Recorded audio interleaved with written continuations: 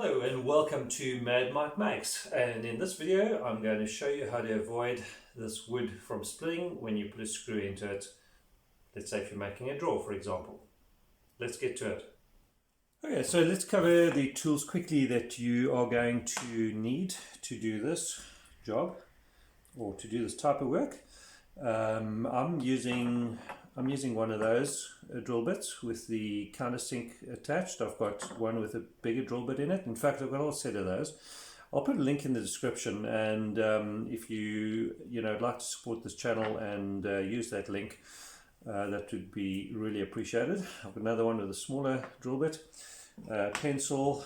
That square is optional, and I have two cordless drill bits. Now, I'm also going to be covering in the next video, I'm going to be covering another problem with not pre-drilling, which is a different problem to this one. So look out for that video. Okay, so here we go.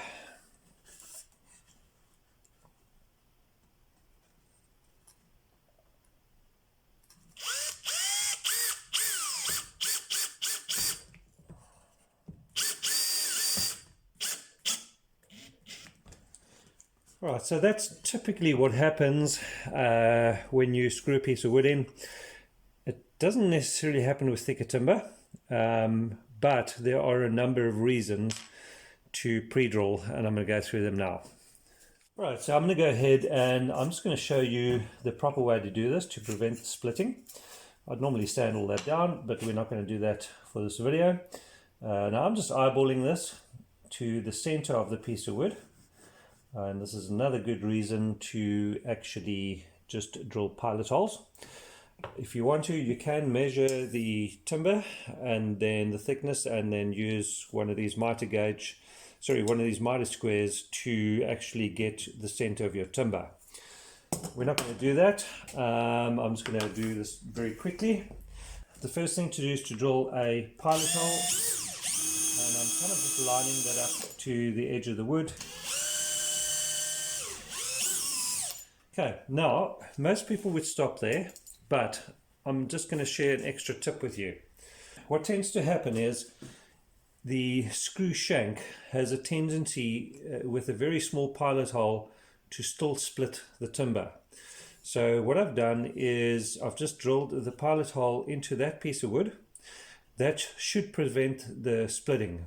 If it doesn't, then the way to go is to adjust that drill bit to go further into the wood.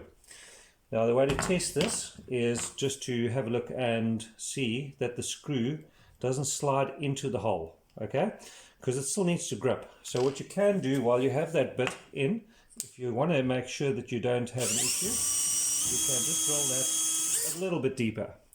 Second step is to go up to a bigger drill bit, and I'm going to drill through and just make the countersink slightly bigger. Now you want to test this as well, and especially if you're doing a lot of this drilling, you want to be sure that that screw actually goes into the hole. This actually doesn't, so I'm going to have to step up to a slightly bigger size. Right, so a quick way to look at this is you can just sort of eyeball it, and if the drill bit is a little bit bigger than the shank, it doesn't matter, as long as it's not bigger than the head of the screw. Otherwise, obviously, the screw will pull all the way through. So I'm just going to re-drill that hole, or make it a bit bigger rather. Okay.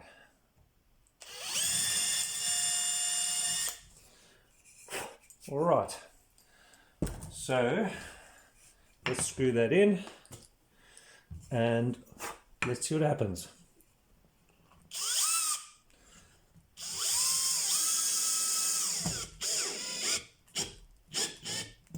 Okay, and there we have it. The screw is beautifully seated in, and it's a pretty good tight join.